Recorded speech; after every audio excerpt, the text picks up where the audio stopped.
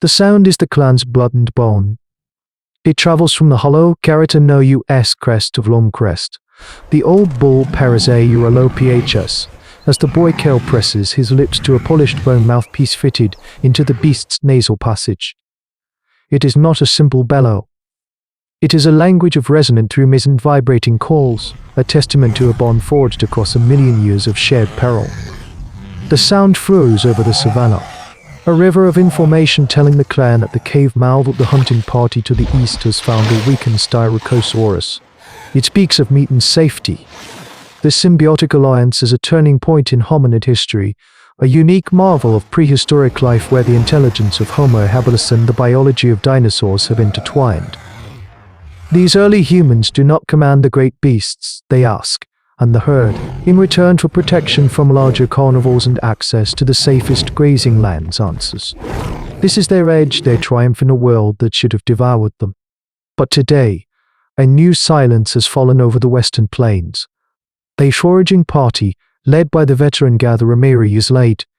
Her horncaller, a young woman named Dosha, was scheduled to send a simple to note, "All is well" signal at midday.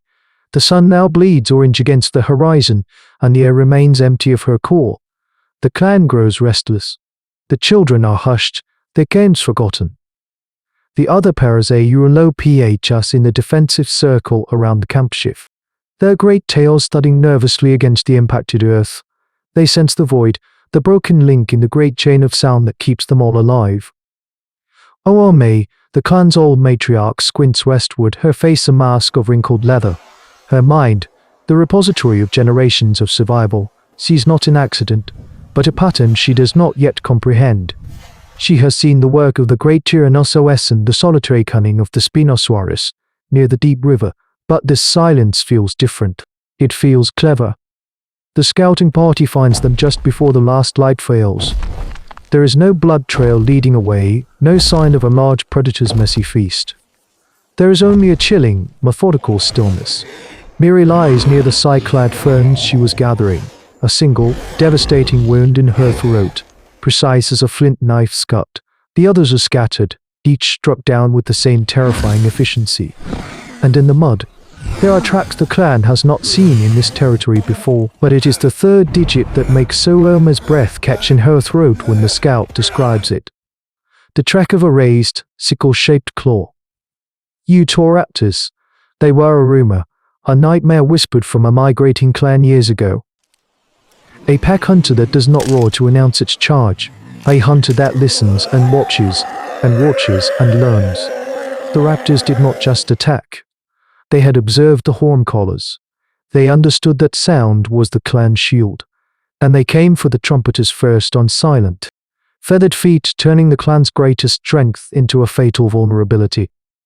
Fear is a poison that seeps into the silence. For 3 days, the clan of Homo Habilis remains trapped, the vibrant sonic network that defined their existence now a phantom limb. The surviving Parasaurolophus are agitated, their low, anxious rumbles a poor substitute for the confident calls that once mapped their world. Hunger begins its slow, methodical work, gnawing at bellies and fraying nerves. The hunters eye their dwindling stores of dried meat, their hands clenching on the shafts of their austere Odontocratic spears. They speak of charging into the grasslands of an honorable death against the feathered hunters.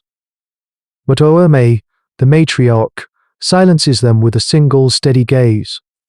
Her mind is not on an honorable death, it is fixed on the brutal mathematics of survival. She knows a direct fight with the Utahraptor pack is collective suicide. Their strength is not in claw or tooth, but in the chilling intelligence that glints in their eyes. On the 4th day, Ooma climbs. Alone, she ascends the high cliff face that overlooks the western plains, a place forbidden since a child was taken by a pterosaur decades ago. From this vantage, she watches. For hours, she is as still as the stone she lies upon, her focus absolute. This is not the passive observation of an animal. It is the analytical study that marks a profound step in human evolution. She sees the raptors. They move through the tall grass not as a pack, but as a fluid, coordinated unit, using feathered twitches and low chirps to communicate. They are testing the clan's silence, sending lone scouts close to the cave to gauge the response. They are learning. Ooma understands. They are not just fighting a predator. They are facing a rival strategist. The raptors have learned the clan's language of survival, and so the clan must invent a new one, the language of deceit. She returns that night, her face grim but her eyes alive with a terrifying fire. In the flickering light of the central flame, she gathers the strongest horncallers and the bravest hunters. She does not use many words. With a piece of charcoal, she draws on the cave wall. Her simple lines and symbols, a nascent form of military planning, a piece of primitive technology born of desperation. She sketches the river, and a wide muddy basin 3 valleys away, a place where the earth turns to sucking mud after a heavy rain. She draws the raptors as jagged marks. Then, she draws her own people and their allied dinosaurs, not as a single group, but as scattered points. The plan is an act of supreme audacity. They will not hide from the sound hunters. They will use the Parasaurolophus crest to weave a great lie, a net of sound to ensnare the pack. One caller will mimic the signal of a lone, wounded beast.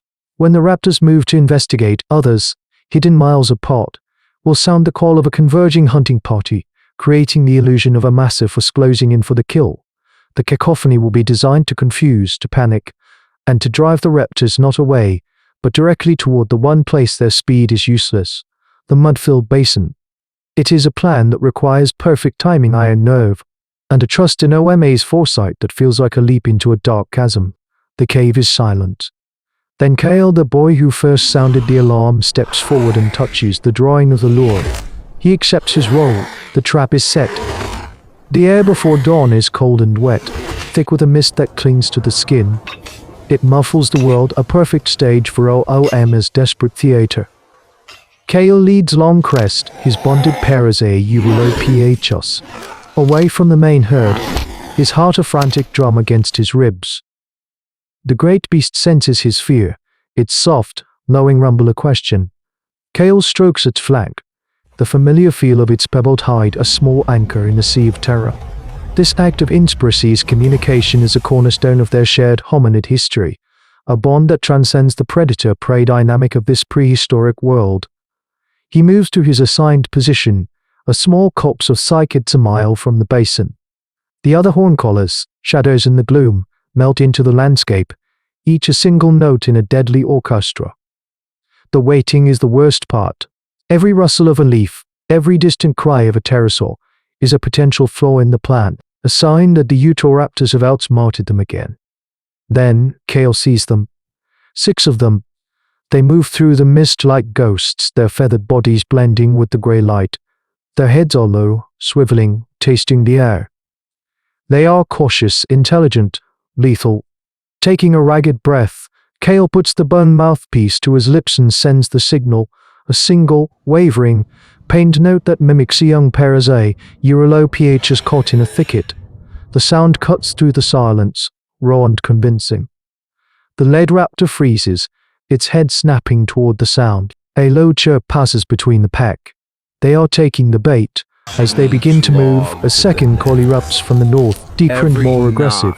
The sound of a bull responding to a calf's distress. Then another from the south, a coordinated hunting call.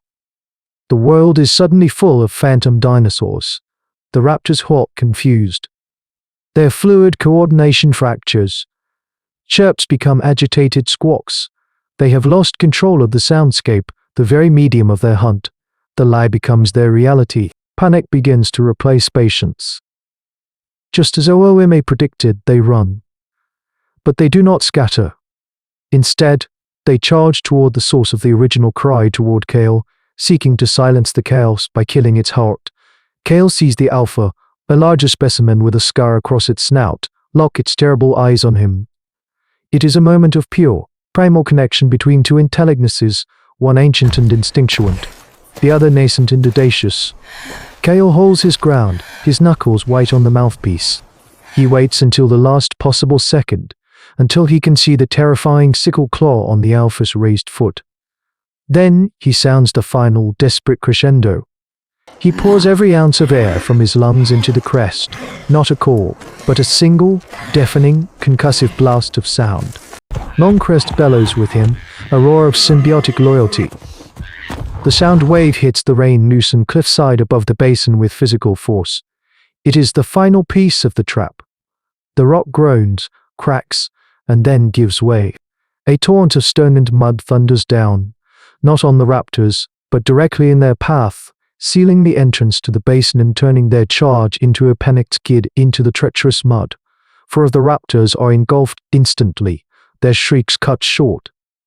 But the alpha, with impossible speed, veers away, its charge undeterred, its fury now a singular point aimed at the boy and his beast. There is no escape. Kel knows this. He meets the alpha's gaze, and in his final moments, he is not a boy playing a horn, but a critical link in the long, unbroken chain of human ancestors who chose to stand their ground. He sounds one last defiant note as the raptor leaps, a sacrifice that buys the future of his clan with his own breath. The silence that follows is absolute. The clan finds Kale beside Long Crest, both victims of the alpha's final desperate attack. They carry his body back not in mourning but in reverence.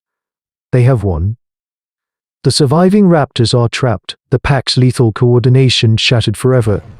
The clan paid a terrible price, but they have reclaimed their world from a foe that hunted with its mind. Ooma looks out from the cave mouth as the sun rises, hearing the first tentative calls of the Parasaurolophus herd re-establishing their network. Their sounds now laced with a new complexity, a new caution. This battle was not just about survival, it was a critical test in the grand, brutal laboratory of human evolution. They did not win with stronger claws or sharper teeth. They won with a plan, with foresight, with the uniquely hominid ability to turn a lie into a weapon. Their victory echoes far beyond this one valley, a quiet testament to the moment when the hunted learned to orchestrate the hunt, proving that the most dangerous weapon on this ancient earth was not a claw, but an idea. How many such sacrifices, how many desperate, brilliant plans, are buried in the deep strata of our own history, the silent foundations upon which our species built its unlikely throne? This is the chronicle of the first soundbenders, a whisper of the ingenuity that would one day allow our kind to command the world. But on a distant, steaming island, another clan looks to the sky, learning the language of the winged hunters.